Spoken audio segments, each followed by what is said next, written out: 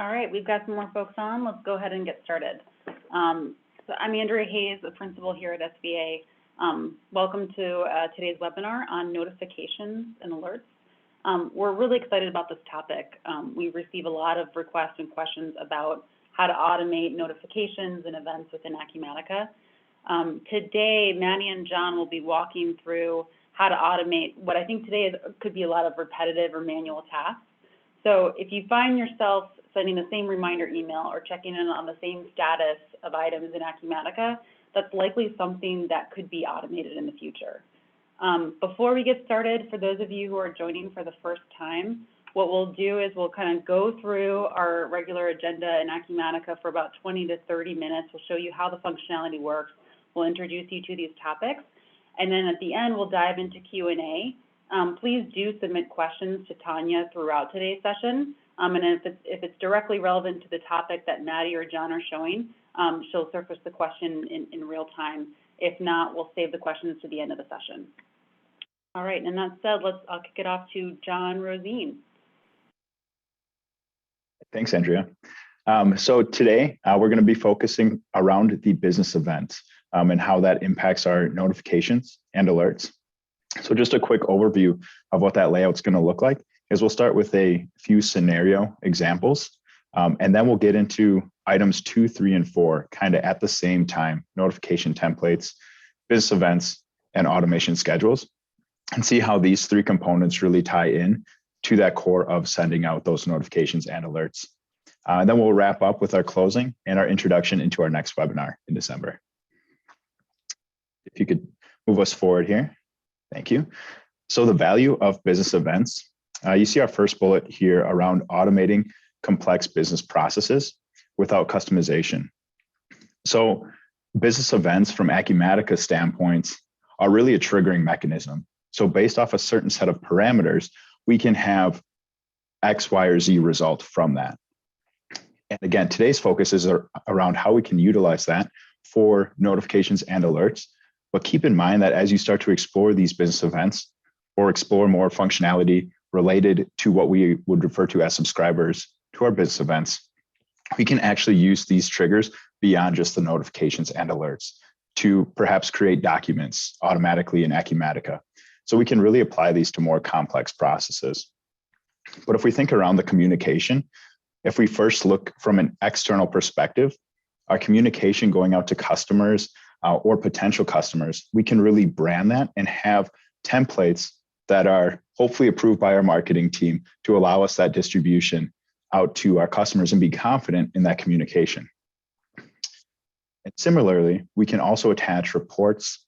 We can have other attachments or other context provided in that email or notification distribution to really streamline that process.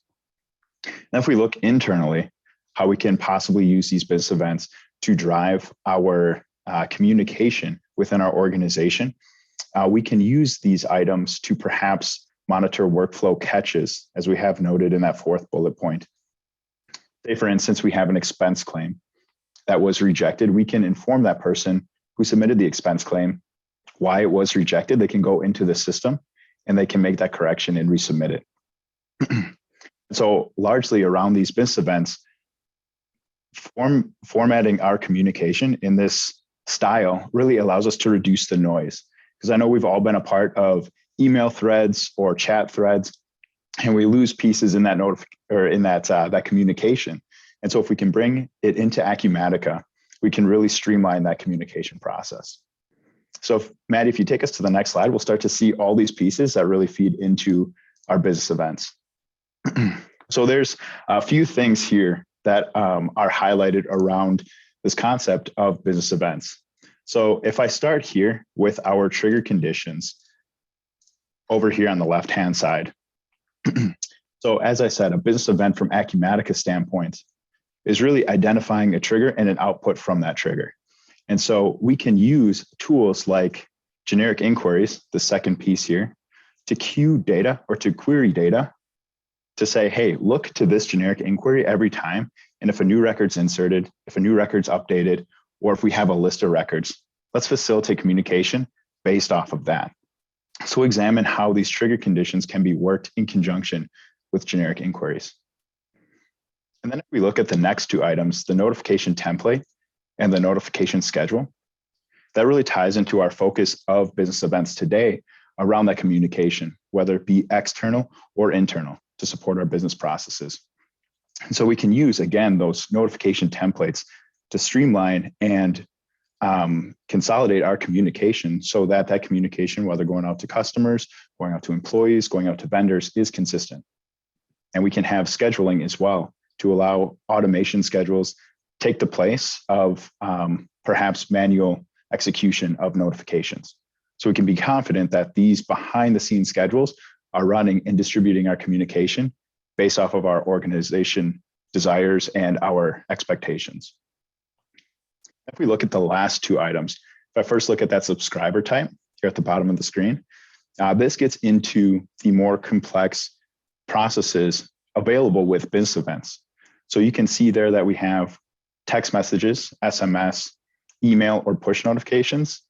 And then we have the import scenarios, and that's what's going to take us into the more complex use cases of business events.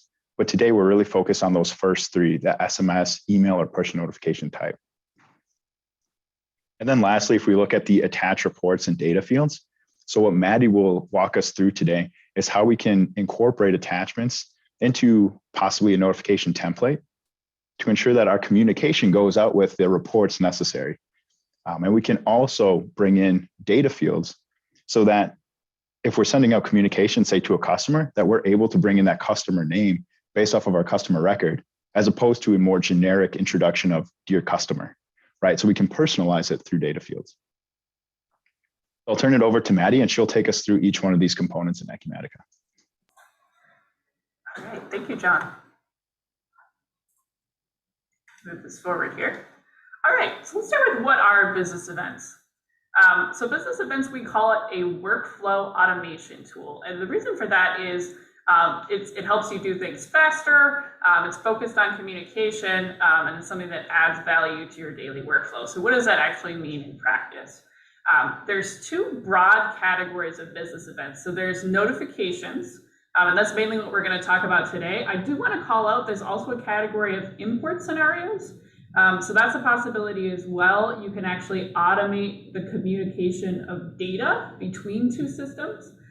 So if you have, an integration or, a payroll software you want to export data from, that would be an application of the import scenario. But today's focus is really that notification or communication that you have. So for example, like if you want to talk about like an Amazon example. So if you purchase something on Amazon, it gives you a quick email.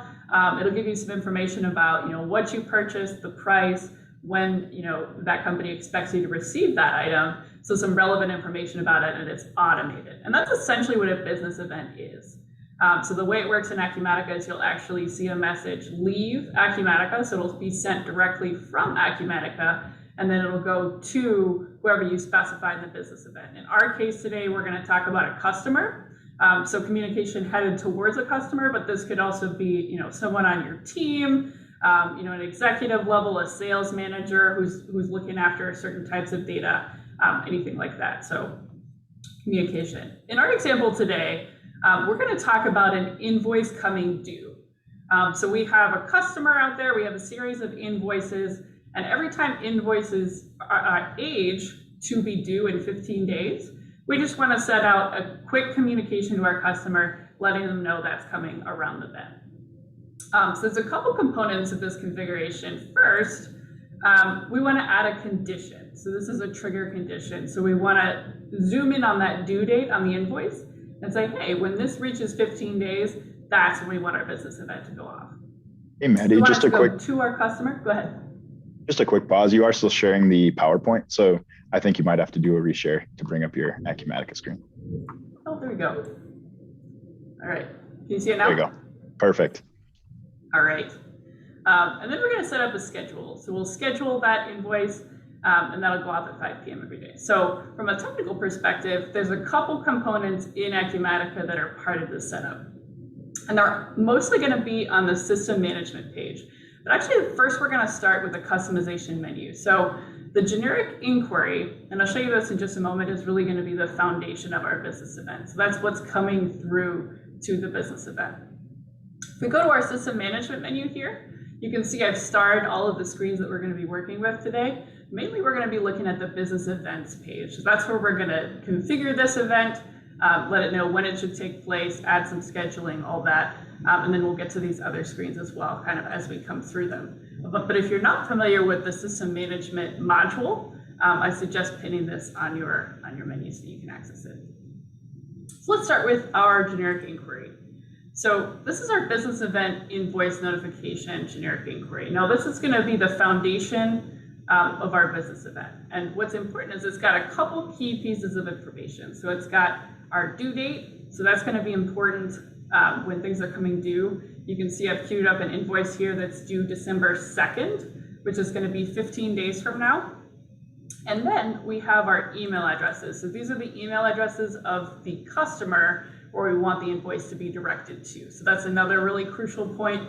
We want the condition and then where the business event should be emailed to. So if you have any questions on how to create a generic inquiry for your business event or what kinds of information you need to bring in, we can do some sessions in the future on generic inquiry setup. But for now, we'll start with this as it is set up.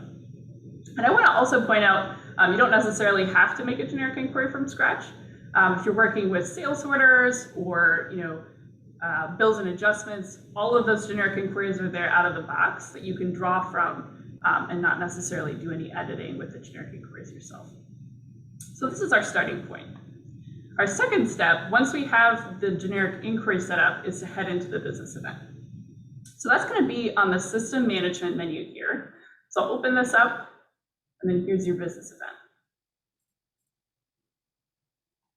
We're going to go ahead and create a new business event. We'll add an event ID. We'll say invoice coming due in 15 days. So that's our title. Our next step, and this is going to reference that generic inquiry we were just looking at, we're actually going to connect in the generic inquiry with the information we need. So that GI, again, has the due date of the invoice, and it also has the email address. We're going to go ahead and use this dropdown. This is searchable, and we're going to connect something called BE invoice notification. But just to point out, there's a lot of options out here for you, out of the box. So if you wanted to do something related to sales orders, there's a nice sales orders GI that you could use. If you wanted to do something related to bills and adjustments, here's a nice bills and adjustments GI out there waiting for you. So there are some out of the box availabilities for you if you're looking to just do a simple status change, anything like that. We're going to go ahead and grab our generic inquiry we were looking at. So this one's called BE invoice notification. Grab that and then save. So the next important selection is the type. So how do you want your business event to function? So there's three key options. We're going to go by schedule because we want this notification to go off at 5 p.m. no matter what. If you wanted that notification to go off as soon as the invoice was 15 days out, that notification would actually occur at midnight because it's going to observe the change. So trigger by schedule would actually be a good example of when you want to send this during a business hour. That'd be more preferable. But sometimes record change is appropriate too. So go for trigger by schedule. This is raise events. You can group records by type. So for example, if you only want to send one notification per employee, you don't want that employee to receive a bunch of notifications. That would be an example of grouping. You're going to see 4 each record most often. So if you're not sure which one, this is a nice starting point as well. So I'm just going to go ahead and add a description here.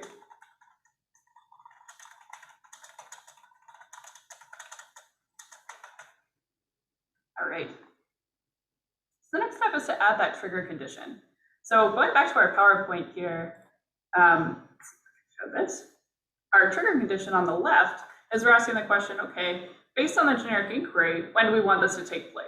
In our case, that's going to be the due date. So we're going to pull in the due date of the invoice, and that'll be our condition. Let's go ahead and escape this here.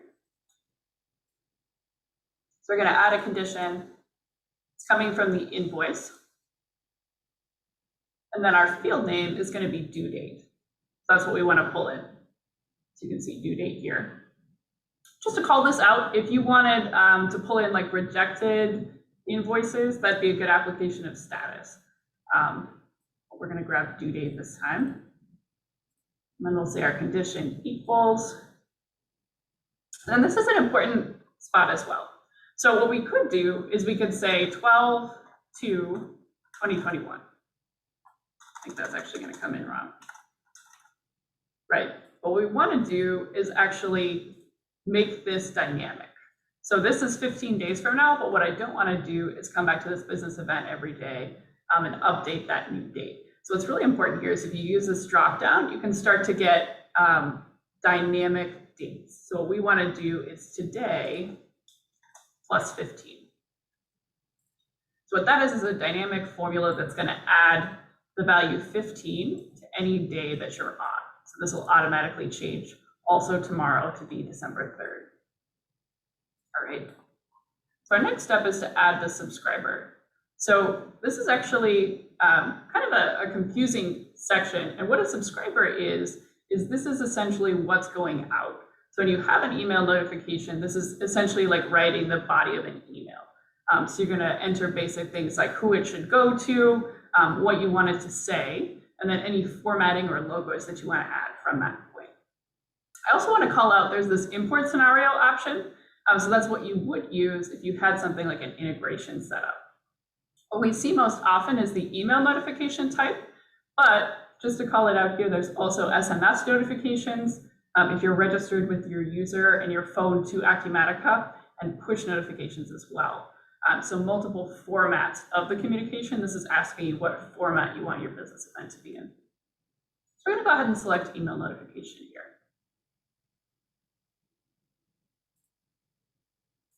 All right. So similar to our business event, we need a description. We'll say invoice due in 15 days. And then this is going to be our from. So just to call this out here, before you can add a from, you do need a little bit of setup. Under system email accounts, all I've done here is just connected my Microsoft account.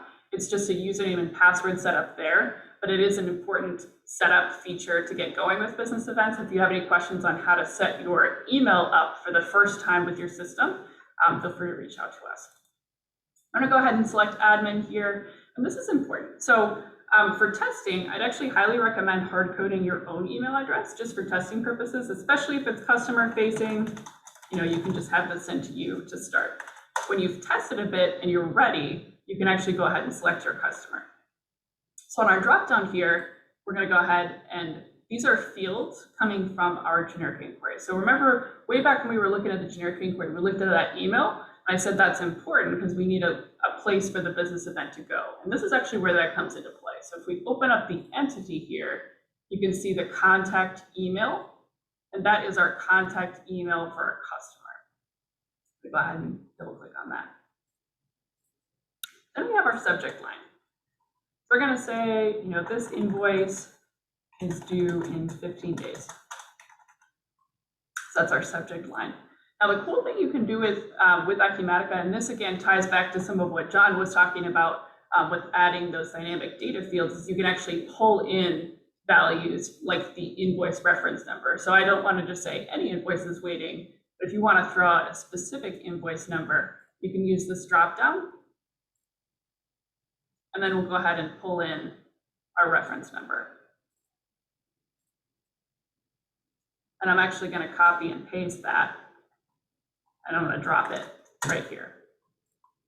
So what this is going to do is if I receive this email, I'll actually see the invoice number as well. All right.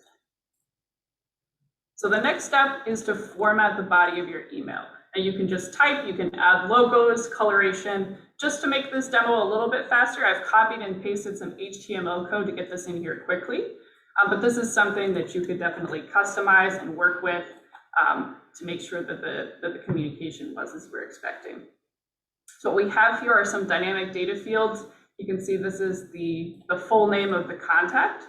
the customer's name, we've got our invoice number here, our due date, and our balance. We also have the destination of the notification as well. Another cool thing you can do is actually link to account. So we can say customer account code here. And the cool thing that this will do is after the notification is sent, you'll see that notification then come up in the history of the customer. So you can actually cross-view it and see a history of notifications. Another cool thing you can do with notification templates is attach reports. So in our case, let's say we want to attach the invoice. So I receive an invoice, it's letting me know how much I owe, when it's due, all that. But then you can also have a nicely formatted invoice report to go along with that email in a file format. So to do that, you're going to need kind of 3 components. First, the name of the report. So that's going to be your report ID here. We're going to look up invoices and memos.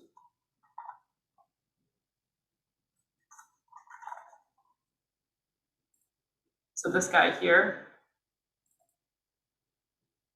And then we'll connect our report parameters. So the parameters are essentially how Acumatica knows which invoice to select when it goes out. So we don't want to send any invoice, we want to send the invoice that this particular customer owes at this time. So we want to select document type, invoice doc type, and then our reference number, and then save. All right, so we've got a couple key components of our notification here. We've got the to set up correctly, so this is going to head out to our customer. We've got our message set up. It's got some helpful information, on how to reach out when it's due. We've got our attached report, and we've got our link to our account. So it's going to show up next to that account going forward. So that's our notification. If we X out here, we can actually see on our business event that now there's an email notification. And this is where our subscriber is stored. So if I click on this again, we can see that the notification we just set up is now connected to our business event. There we go. Our final step is to set up a schedule. So if we're keeping up with the PowerPoint here, we've done our trigger condition. So that's our due date. We got our generic inquiry squared away. We've got our notification template, and we've got our attached reports and data fields. So that's what we did with the invoice.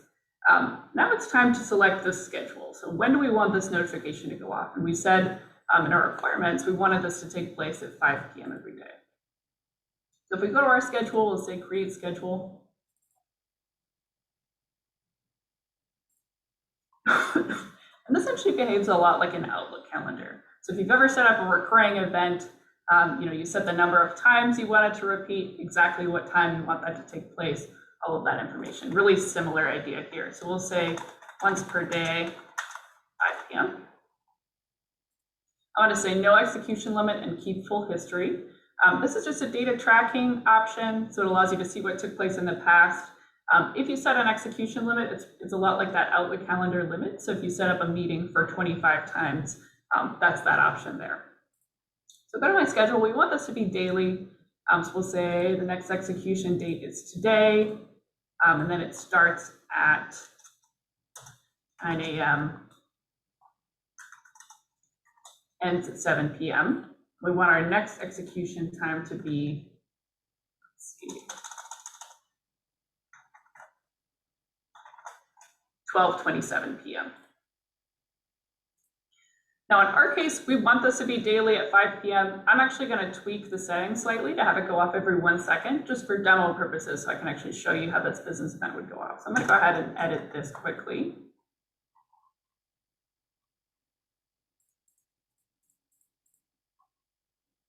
All right. We have our schedule set up. So if we X out of here, similar to our notification template, you can actually see that schedule show up. So we have our notification template that's here. This is our schedule, our trigger conditions. Now we're ready to get started. So once you have your business event set up, again, at this point, before you've tested, I recommend plugging in your own email address instead of a customer-facing email address, just to make sure that everything's good and clear with the testing. The next step is to save, and then we can view the history. So because our business event is going off every 1 second, we should actually be able to see the business event taking place already. And if I refresh here,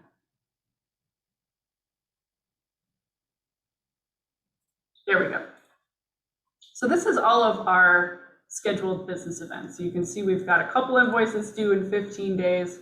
You can see exactly when that took place and then where it was headed as well. Another thing we can do to check is actually see these notifications take place in the outbox of Acumatica. So that's actually located in pending, emails pending processing. So this is where I see emails actually coming out of Acumatica directed to the customer. So if we look at emails pending processing here,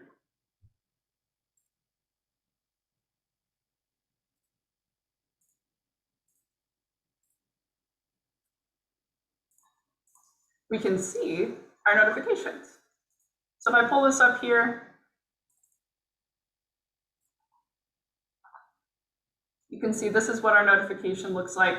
Our invoice is available for viewing.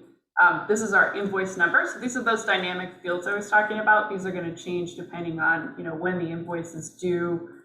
You can see the number of the invoice as well. And the other cool thing that you have is along with this email, it's also sending a file. So on the left here, this yellow invoice, that's actually going to pull through our invoice. So this is something the customer will receive, and they can actually pop open that invoice and see the total value here as well.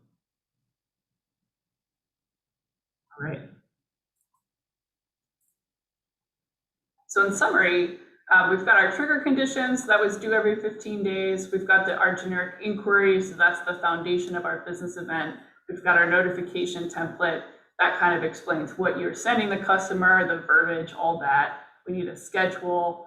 So that's our once a day at 5 p.m. setup. We have our subscriber type. So we picked email notification. There's also SMS and import scenarios available there. And we attached a report. So we attached that invoice, something that the customer can open and take a look at when they receive it in their email. So with that, I'll turn it over to Tanya.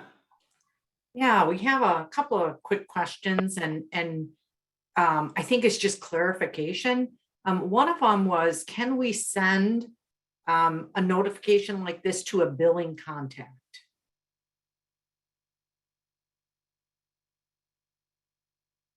Sorry, great question. So if you wanted to send it to the billing contact particularly, you would need to make sure that that email address was in the generic inquiry. So you pull in that specific billing contact and it's available for the business event to use.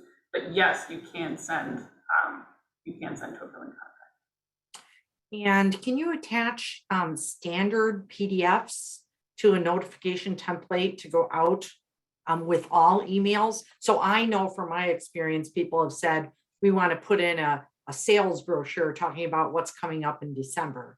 So can you send something like that? That's just standard with any notification. And then also, if it's an internal communication or trigger, can you also maybe have a link to like a document that's stored on a dashboard or something similar to that?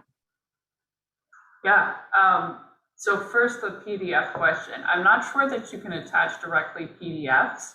That attach report functionality that I was showing really was more for attaching Acumatica reports. What we have done in the past with PDFs is actually attach them directly to the notification template itself. So, the content of what you would want to send would all appear, as the body of the email versus a file that you open up. The second question, like a link to a dashboard, say that one more time. Yeah, so if it's an internal communication, can you have a link that goes to a document that's stored in a dashboard? Yeah, absolutely. So as long as it's internal and that person has credentials to get into Acumatica, they'd be able to view that link. The limitation with customers wouldn't traditionally have access into Acumatica. So they wouldn't view like an internal dashboard, but yeah.